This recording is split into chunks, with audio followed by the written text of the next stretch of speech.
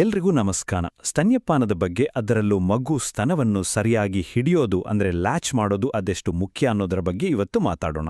ಇದರಲ್ಲಿರೋ ವಿಜ್ಞಾನ ಏನು, ವೈದ್ಯಕೀಯ ತಜ್ಞರ ಮಾರ್ಗದರ್ಶನ ಏನು ಹೇಳುತ್ತೆ, ಬನ್ನಿ ಸರಳವಾಗಿ ಅರ್ಥ ಮಾಡ್ಕೊಳ್ಳೋಣ. ಹೊಸದಾಗಿ ತಂದೆ ತಾಯಿ ಆದವರಿಗೆ ಈ ಮಾತು ಕೇಳಿ ಸಿಕ್ಕೇ ಸಿಗುತ್ತೆ. ಇದು ಕೇಳೋಕೆ ಕಾಳಜಿಯಿಂದ ಹೇಳಿದ ಹಾಗೆ ಅನಿಸಿದ್ರೂ ಅಸಲಿಗೆ ಇದು ತುಂಬಾ ಹಾನಿಕಾರಕವಾದ ಸಲಹೆ.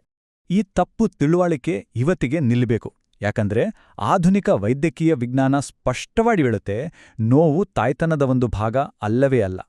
ಬದಲಾಗಿ ಏನೋ ಸರಿ ಇಲ್ಲ ಅನ್ನೋದಕ್ಕೆ ನಮ್ಮ ದೇಹ ಕೊಡುವ ಒಂದು ಸಿಗ್ನಲ್ ಅಷ್ಟೇ. ಸರಿ, ಹಾಗಿದ್ರೆ ಮೂಲ ವಿಷಯಕ್ಕೆ ಬರೋಣ. ಸ್ತನ್ಯಪಾನ ಅನ್ನೋದು ಒಂದು ಸಹಜ ಪ್ರಕ್ರಿಯೆ ಅಂತ ನಾವು ಅಂದ್ಕೊಂಡ್ರೂ, ಮಗು ಸ್ತನವನ್ನು ಹಿಡಿಯೋದು ಅಂದ್ರೆ ಲ್ಯಾಚಿಂಗ್ ಅದು ಹುಟ್ಟಿನಿಂದ ಬರೋದಲ್ಲ. ಅದೊಂದು ಕೌಶಲ್ಯ. ಇದನ್ನ ತಾಯಿ ಮತ್ತು ಮಗು ಇಬ್ರೂ ಒಟ್ಟಿಗೆ ಕಲಿಬೇಕು. ಇದನ್ನ ಒಂದು ಹೊಸ ಪಾರ್ಟ್ನರ್ಶಿಪ್ನಲ್ಲಿ ಕಲಿಯುವ ಸಿಂಕ್ರನೈಸ್ ಡ್ಯಾನ್ಸ್ ಅಂದ್ಕೊಳ್ಬೋದು. ಇಲ್ಲಿ ಅರ್ಥ ಮಾಡ್ಕೊಳ್ಬೇಕಾದ್ದೇನೆಂದ್ರೆ, ಇದು ತಾಯ್ತನದ ಪರೀಕ್ಷೆ ಅಲ್ಲ, ಬದಲಾಗಿ ಇದೊಂದು ಮೆಕ್ಯಾನಿಕಲ್ ಸ್ಕಿಲ್. ಇಲ್ಲಿ ಗುರಿ ಇಷ್ಟೇ: ನೋವಿಲ್ಲದೆ ಹಾಲುಣಿಸ್ಬೇಕು, ಮಗುವಿನ ಹೊಟ್ಟೆ ತುಂಬಿರ್ಬೇಕು ಮತ್ತು ಪೋಷಕರಲ್ಲಿ ಆತ್ಮವಿಶ್ವಾಸ ಮೂಡಬೇಕು. ಸರಿಯಾದ ವಿಧಾನ ಗೊತ್ತಿದ್ರೆ ಇದನ್ನ ಖಂಡಿತ ಸಾಧಿಸ್ಬೋದು. ಓಕೆ, ಹಾಗಿದ್ರೆ ಈ ನೋವಿನ ಹಿಂದಿನ ಯಾಕೆ ಅನ್ನೋದನ್ನ ಅರ್ಥ ಮಾಡ್ಕೊಳ್ಳೋಣ. ಹೆಚ್ಚಿನ ಸಮಸ್ಯೆಗಳಿಗೆ ಕಾರಣ ಆಗೋ ಒಂದು ಸಾಮಾನ್ಯ ತಪ್ಪು ತಿಳುವಳಿಕೆ ಇದೆ. ಅದನ್ನ ಒಂದು ಸರಳವಾದ ಮಿಲ್ಕ್ ಶೇಕ್ ಸ್ಟ್ರಾ ಉದಾಹರಣೆ ಮೂಲಕ ನೋಡೋಣ. ಲ್ಯಾಚ್ ಸರಿಯಾಗಿ ಆಗ್ಬೇಕಂದ್ರೆ ಮೊದಲು ಸ್ತನದ ರಚನೆಯನ್ನ ಬೇಸಿಕ್ ಆಗಿ ತಿಳ್ಕೋಬೇಕು. ತೊಟ್ಟು ಅಥವಾ ನಿಪ್ಪಲ್ ಇದೆಯಲ್ಲ, ಅದು ಮಿಲ್ಕ್ ಶೇಕ್ ಕುಡಿಯೋ ಸ್ಟ್ರಾ ಇದ್ದ ಹಾಗೆ. ಅದರ ಸುತ್ತ ಇರೋ ಕಪ್ಪು ವೃತ್ತ ಅಂದ್ರೆ ಏರಿಯೋಲಾ ಹಾಲು ಸಂಗ್ರಹವಾಗಿರೋ ಚೀಲ ಅಥವಾ ಪೌಚ್ ಇದ್ದ ಹಾಗೆ. ಇದು ತುಂಬಾ ಮುಖ್ಯ. ಇವಾಗ ನೋಡಿ ಆ ಮಿಲ್ಕ್ ಶೇಕ್ ಸ್ಟ್ರಾ ಉದಾಹರಣೆ ಇಲ್ಲಿ ಹೇಗೆ ಕೆಲಸ ಮಾಡುತ್ತೆ ಅಂತ. ಮಗು ಕೇವಲ ಸ್ಟ್ರಾ ಥರ ಇರೋ ನಿಪ್ಪಲ್ ತುದಿಯನ್ನ ಮಾತ್ರ ಬಾಯಿಗೆ ಹಾಕ್ಕೊಂಡ್ರೆ ಏನಾಗುತ್ತೆ? ಅದಕ್ಕೆ ಶಾಲೋ ಲ್ಯಾಚ್ ಅಂತಾರೆ. ಇದರಿಂದ ತಾಯಿಗೆ ತೀವ್ರವಾದ ನೋವು, ಗಾಯಗಳು ಆಗ್ಬೋದು. ಇತ್ತ ಮಗುವಿಗೆ ಹಾಲು ಸಿಗದೆ ಸುಸ್ತಾಗ್ಬಿಡುತ್ತೆ. ಆದರೆ ಮಗು ಚೀಲದಂತಿರೋ ಏರಿಯೋಲಾ ಭಾಗವನ್ನ ಬಾಯೊಳಗೆ ಆಳವಾಗಿ ತೆಗೆದುಕೊಂಡಾಗ ಅದನ್ನ ಡೀಪ್ ಲ್ಯಾಚ್ ಅಂತಾರೆ. ಆಗ ಹಾಲುಣಿಸೋದು ನೋವಿಲ್ಲದೆ ಸರಾಗವಾಗಿ ಆಗತ್ತೆ. ಮಗುವಿಗೂ ಹೊಟ್ಟೆ ತುಂಬ ಹಾಲು ಸಿಗುತ್ತೆ. ಹಾಗಾದ್ರೆ ಹೀಗೆ ಮಾಡು, ಹಾಗೆ ಮಾಡು ಅನ್ನೋ ಅಸ್ಪಷ್ಟ ಸಲಹೆಗಳನ್ನೆಲ್ಲ ಬಿಟ್ಟು, ಪ್ರತಿ ಬಾರಿಯೂ ಪರ್ಫೆಕ್ಟ್ ಲ್ಯಾಚ್ ಸಾಧಿಸೋಕೆ ಒಂದು 4 ಹಂತದ ಆಕ್ಷನ್ ಪ್ಲಾನ್ ಇದೆ. ಇದನ್ನ ಅಳತೆ ಮಾಡಬಹುದು, ನೋಡಬಹುದು. ಬನ್ನಿ ನೋಡೋಣ. ಮೊದಲನೇದು ಮಗುವಿನ ಪೊಸಿಷನ್. ಮಗುವಿನ ಹೊಟ್ಟೆ ತಾಯಿಯ ಹೊಟ್ಟೆಗೆ ತಾಗ್ಬೇಕು. ಕಿವಿ, ಭುಜ ಮತ್ತು ಸೊಂಟ ಒಂದೇ ನೇರ ರೇಖೆಯಲ್ಲಿರಬೇಕು. ಎರಡನೇದು, ಮಗು ದೊಡ್ಡದಾಗಿ ಬಾಯಿ ತೆರೆಯೋ ತನಕ ಕಾಯ್ಬೇಕು. ಮಗುವಿನ ಮೇಲ್ತುಟಿಯನ್ನ ನಿಧಾನವಾಗಿ ಸವರಿದ್ರೆ ಮಗು ದೊಡ್ಡದಾಗಿ ಆಕಳಿಸಿದ ಹಾಗೆ ಬಾಯಿ ತೆರೆಯುತ್ತೆ. ಮೂರನೇದು, ಇದು ತುಂಬಾ ಮುಖ್ಯ, ನಿಪ್ಪಲನ್ನು ಮಗುವಿನ ಬಾಯಿಯ ಮೇಲ್ಭಾಗಕ್ಕೆ ಅಂದ್ರೆ ನ್ಯೋಬೋಕ್ಕೆ ಗುರಿ ಇಡಬೇಕು. ಇದರಿಂದ ಮಗುವಿನ ಗದ್ದೆ ಸ್ತನಕ್ಕೆ ತಾಗುತ್ತೆ, ಮೂಗಿಗೆ ಉಸಿರಾಡಲು ಜಾಗ ಸಿಗುತ್ತೆ. ಕೊನೆಯದಾಗಿ 4ನೇದು 30 ಸೆಕೆಂಡ್ ರೂಲ್. ಹಾಲುಣಿಸೋಕೆ ಶುರು ಮಾಡಿದ 30 ಸೆಕೆಂಡ್ಗಳ ನಂತರವೂ ಚುಚ್ಚಿದ ಹಾಗೆ ನೋವಿದ್ರೆ ಕೂಡಲೇ ಮಗುವಿನ ಬಾಯಿಂದ ನಿಪ್ಪಲ್ಲನ್ನು ನಿಧಾನವಾಗಿ ತೆಗೆದು ಮತ್ತೆ ಪ್ರಯತ್ನಿಸಬೇಕು. ಸರಿ, ಇಷ್ಟೆಲ್ಲ ಮಾಡಿದ್ಮೇಲೆ ಲ್ಯಾಚ್ ಸರಿ ಇದೆಯಾ, ಮಗುಗೆ ನಿಜವಾಗ್ಲೂ ಸಾಕಷ್ಟು ಹಾಲು ಸಿಗ್ತಾ ಇದೆಯಾ, ಇದನ್ನ ಖಚಿತಪಡಿಸ್ಕೊಳ್ಳೋದು ಹೇಗೆ?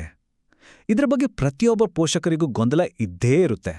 ಕೆಲವು ಎಚ್ಚರಿಕೆಯ ಸಂಕೇತಗಳನ್ನ ಗಮನದಲ್ಲಿಟ್ಟುಕೊಳ್ಬೇಕು.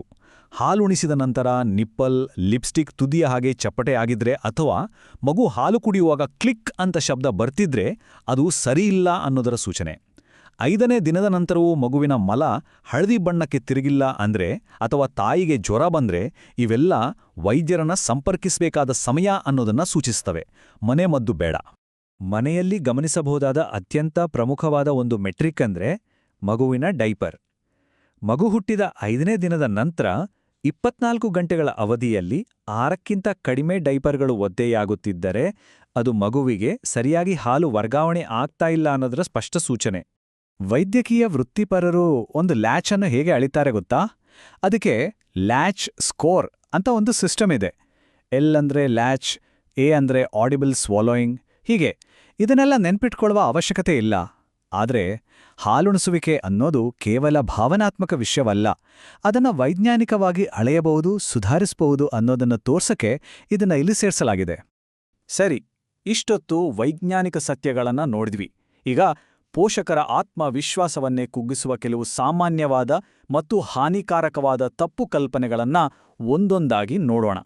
ಮೊದಲನೇ ತಪ್ಪು ಕಲ್ಪನೆ: ತೀವ್ರವಾದ ನೋವು ಮತ್ತು ರಕ್ತಸ್ರಾವ ಸಹಜ, ಅದು ತಾನಾಗೇ ಸರಿಹೋಗುತ್ತೆ. ಆದರೆ ವೈದ್ಯಕೀಯ ಸತ್ಯ ಏನ್ ಗೊತ್ತಾ? ನೋವು ದೇಹದಲ್ಲಿ ಅಡ್ರಿನಾಲಿನ್ ಅನ್ನೋ ಹಾರ್ಮೋನನ್ನ ಬಿಡುಗಡೆ ಮಾಡುತ್ತೆ. ಈ ಅಡ್ರಿನಾಲಿನ್ ಹಾಲು ಹರಿಯಲು ಬೇಕಾದ ಆಕ್ಸಿಟೋಸಿನ್ ಹಾರ್ಮೋನ್ಗೆ ಅಡ್ಡಿಪಡಿಸುತ್ತೆ. ಅಂದ್ರೆ ನೋವನ್ನ ಸಹಿಸ್ಕೊಂಡಷ್ಟು ಹಾಲಿನ ಪೂರೈಕೆ ಕಮ್ಮಿ ಆಗತ್ತೆ.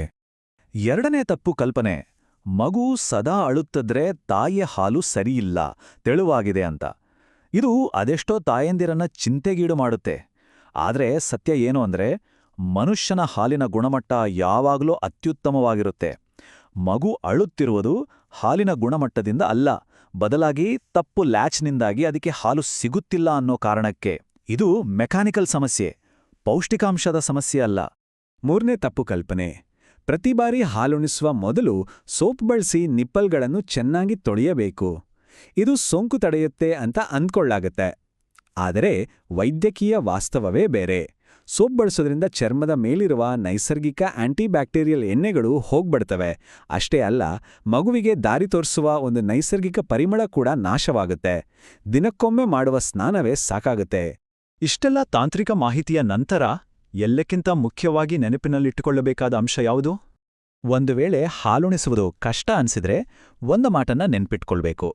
ಇದು ನಿಮ್ಮ ತಪ್ಪಲ್ಲ, ನಿಮ್ಮ ದೇಹದಲ್ಲಿ ಯಾವುದೇ ದೋಷವಿಲ್ಲ ಮತ್ತು ನೀವು ವಿಫಲರಾಗುತ್ತಿಲ್ಲ. ಇದೊಂದು ಹೊಸ ಕೌಶಲ್ಯ. ಇದಕ್ಕೆ ಅಭ್ಯಾಸ ಮತ್ತು ತಾಳ್ಮೆ ಬೇಕು. ಸಹಾಯ ಕೇಳುವುದು ದೌರ್ಬಲ್ಯದ ಸಂಕೇತವಲ್ಲ, ಅದು ತಿಳುವಳಿಕೆ ಮತ್ತು ಶಕ್ತಿಯ ಸಂಕೇತ.